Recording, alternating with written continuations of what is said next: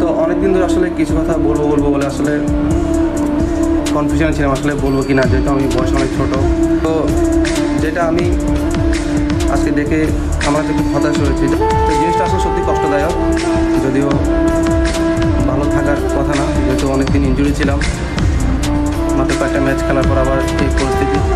ইনশাল্লাহ এটা যদিও কারোর হাতে নেই, তারপরও আসলে কী করার, প্রকৃতির উপর তো আসলে কারোর হাত নেই, মেনে নিতে হবে।